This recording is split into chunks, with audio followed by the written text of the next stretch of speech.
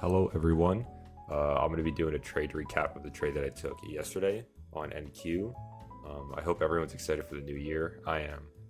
Price action hasn't been the best today in the last couple of days because of the new year coming up. So hopefully we start the new year pretty strong and many more trade recaps to come. So yeah, let's get right into it. So over here, I had a $470 win yesterday, and my monthly P&L is now at 900. I'm risking $150 per trade, aiming for 2R, of course, which is $300 per trade. And then also I'm trying to add on to winning positions, which is why I'm getting 470, 419, and etc. So yeah, just going into the trade that I took. I did take a trade in the morning. It's in my shorts. I managed the trade and I was able to get out at break even. And then the relative lows that we formed was rated by lunch. And then we have this market share shift over here, and then I added a position on at the PM silver bullet, and then we can see this rally higher overall. I entered with 3 contracts, took out one at this swing high, I added another one inside of this wick over here, and we continued rallying higher. So yeah, let's just get into charts. It's just better to show you in the charts. So usually whenever I start in the 4-hour. Coming into that day, we had this inside candle that formed on Thursday. And we had this really strong rally lower overnight. Because of this, I wanted to see us attack this swing low over here, this low a day, and also why I wanted to see us today do that too. We have this new week opening gap over here that's actually left unfilled, and we have unfinished business down here, and I do believe we have the potential to come down in here. What I want you guys to note is the relative highs that we're forming with each candle over here. So this is London, Asia relative highs, London relative highs. So then when we come into the AM silver bullet, what am I expecting price action to do? All right, we have 2 things. We have this new week opening gap up here and the relative highs from London as well as Asia. And that's mostly all I do on the 4-hour. So then we drop down onto the 1-hour. On the 1-hour, you could just see everything more stretched out. So once again, the bodies tell a story, and we have a lot of relative lows over here and also a lot of relative equal lows over here. This is relative high, sorry, relative equal lows over here. So I'm paying attention to these 2 areas of interest. Once again, just pay attention to this swing low, which is a low a day, as well as a new week opening gap here. We have Asia that forms no fair value absent front of it, but overall we can understand that we had a rally lower. And then we have a London session over here as well that rallies through the low of Asia, and we continue rallying lower into this 1-hour civvy, which is a fair value gap. And we can see how at the 9 a.m. open, we create relative highs with London open right here. Create this high, and then we rally lower away. Created relative lows as well at this during London, and then we can see how the 8 a.m. sweep that. The 9 a.m. opened, created this little swing low over here, rallied higher, created relative lows, and then the 10 o'clock rallied lower, and then lunch, took out the relative lows of these 3 candles. We can see that here. We have a strong close above, and this is the 1-hour BISI that I marked out. Why did I mark out this 1-hour BISI? So in a classic week model, we expect Tuesday to mark the low a day, below a week, and that's what we did here. And then Friday, which is pull back in, which is also what we did. So already I'm paying attention here. I see this 1-hour BISI that formed during the London session, so I have this of interest. You could also use this Asia candle over here. I'm just using the London. It's the same thing regardless. And then also pay attention to how the opening range, the 930 on Tuesday, also created that low a day as well, which is really important once we took out the swing low, tapping to the week opening gap. So yeah, coming into this, I'm overall bullish here. I see this 1-hour BISI over here. Now paying attention to how we're treating this, and we see how the bodies overall are closing above and the wicks are doing the damage. My weekly video, my Sunday analysis video that I made, I was overall bullish on the week, and that remains. But coming into today, because of what we did on the 4-hour and 1-hour, I did switch bearish, aiming for this swing low. However, the factor that made me swing bullish is this opening range gap. Because of how large it is, I don't even want to see us trade this deep into it, and the fact that we did that, I switched to bullish. So I was looking for bullish trades. So now we come into the day trader, right, into this one, and yeah, that's the 1-hour. That's what I was looking at. These relative highs were of interest. Whenever we have such a large wick, we also want to pay attention to the 0.5, which is where I took my TP. Not because of this, but because of another factor. So yeah, we have this 15-minute Originally, I saw this as a 15-minute inversion fair value up. Once again, you can see it as that as well. But when I'm coming into this, I'm already break even on the day, and I can see a large pool of relative lows over here. So I'm saying, okay, we're accumulating relative lows over here. Then we have the strong sharp lower and then strong rally higher. What is this? Classic 2022 model. Swing low, swing high, lower low, and then higher high. So what does that create? That creates overall a breaker block. A breaker block is, when it's a bearish breaker block, it's going to be this candle over here. So it's this right here. This is the breaker block that I used. And then what was I aiming for? With London relative highs, but I don't have to expect us to do that entire move to be profitable. So I just aimed for the swing high. Simply put, that's all I did. So yeah, I aimed for that swing high.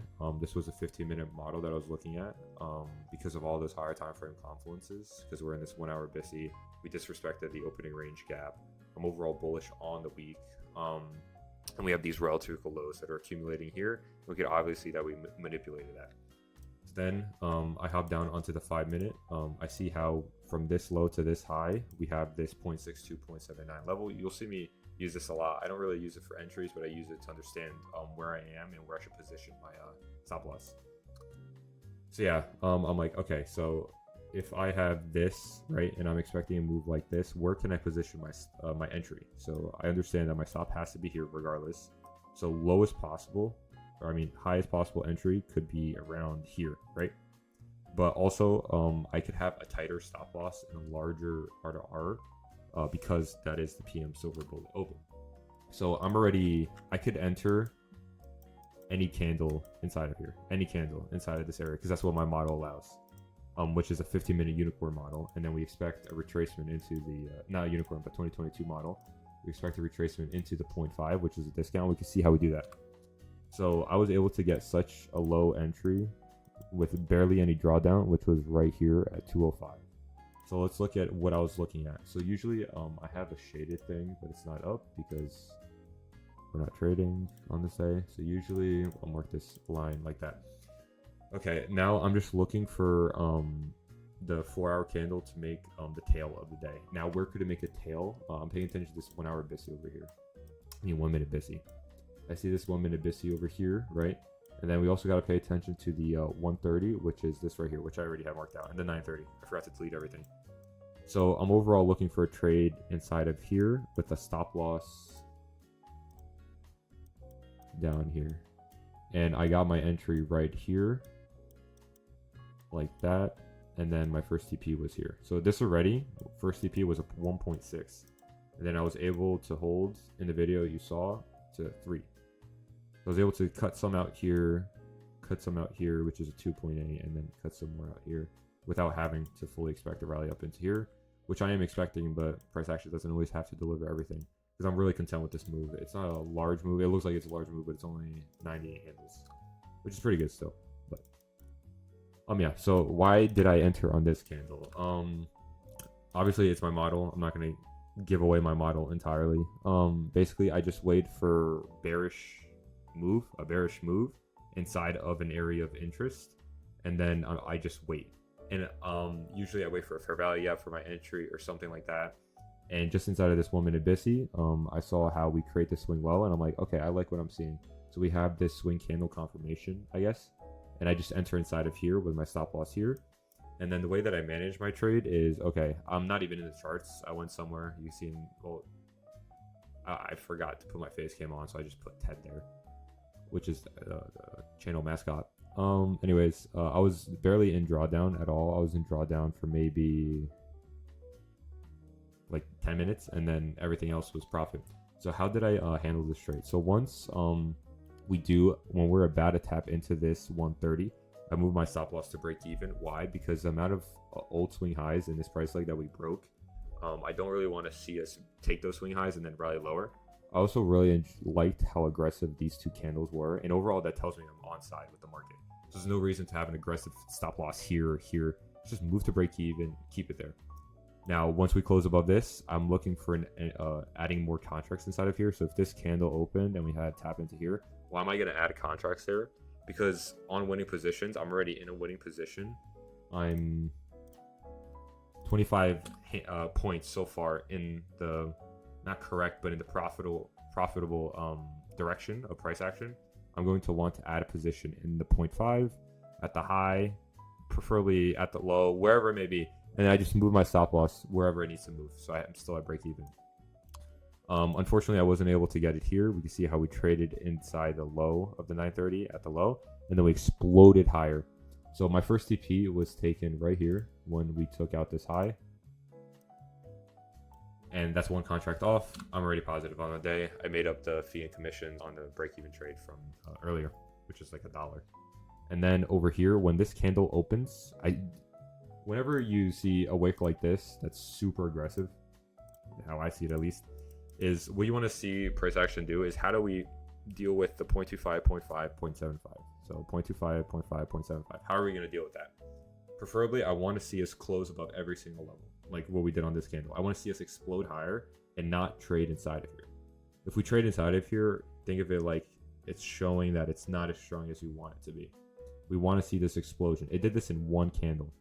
So I'm extremely confident in price action as long as this candle doesn't create like a really strong close lower below the 0.5. If we close here at the 0.25, I'm okay with that overall. So we can see how we do tap into the 0.5. And then we can see over here, I got my entry at 27.25, which is almost at the low. And where does that line up with? It's really close to the 0.5. I'm like, okay, it's almost there. I'm eyeballing it, so I don't have this up perfectly. If it was perfect, maybe I would have gotten an entry. Whatever, I wanted to add a contract, so then when we do see this explosion, I squeeze more money out of it. So then we could just see where it's just scrunching higher above the 930, and then we have this explosion at 248. Now my second TP was right here. And then here, I'm like, there's no reason. So once I hit my second TP, I move my stop loss to my first TP. So I'm equally positive on the day. And then you can see how once I get to my final price level with my little alien dude, once I get to my final price level, which is right here, notice how the 257, right, is when it hit fully. But I got out at 2771, which is just below it. So instead of me anticipating all that to work, I'm taking entries out at the high of these wicks, at the high. Because at the end of the day, I'm positive.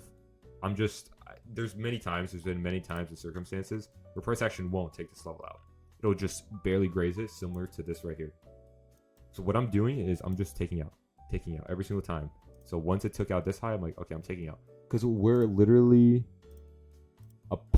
one single point away from it.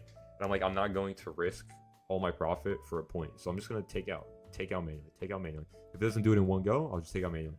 And then you can see the reaction. Once we did take out this, which is the morning silver bullet high, we can see how then we just collapse. And that marked the high of this entire price leg higher. And I was able to catch the entire move, which is extremely good. So yeah, that's basically what I did, what I was looking at, my thought process coming into it before, how I managed the trade, why I managed it the way I did. What can be improved from this? I believe that being able to pyramid and add more positions on, so then I have a higher take-home money, higher profit. I think understanding and just trying to develop maybe a system or a model for that is really beneficial. Because at this point, I just add whenever we're positive and break even, I just add. Maybe sometimes that's not the best thing, because when I did add this position, I had to move my stop loss way higher. So is there an area that's better to add a position? Like how much will my stop loss actually move? I think just finding a system to understand that would allow me to scale my positions, my profits even more. But yeah, I was really content with this trade. I posted on my YouTube shorts the entire trade. I was able to record the entire thing. I updated everyone on the Discord. I did all that, and yeah, we had a really good trade. We're up so far 900. We're aiming for it's 3 more 150 plus days, and then I can take out my first payout. So I hope you guys are enjoying the journey so far. This is my first ever trade recap. I started this channel again, restarted it last week. So yeah, we're gonna start pumping out more content for you guys, more trade recaps, more shorts, just things so you guys get interested. Maybe open a Discord, try to get people involved, try to just document my journey to first payout and many more payouts to come. And yeah, I hope you guys enjoyed today's video, learned some new things. Comment down below, DM me, whatever you guys want, so then we could collaborate, or I could just tell you a few things that I was thinking while in trades or about the market in general. I'm really happy to do do that. So thank you so much, and have a good night, guys. Happy New Year's.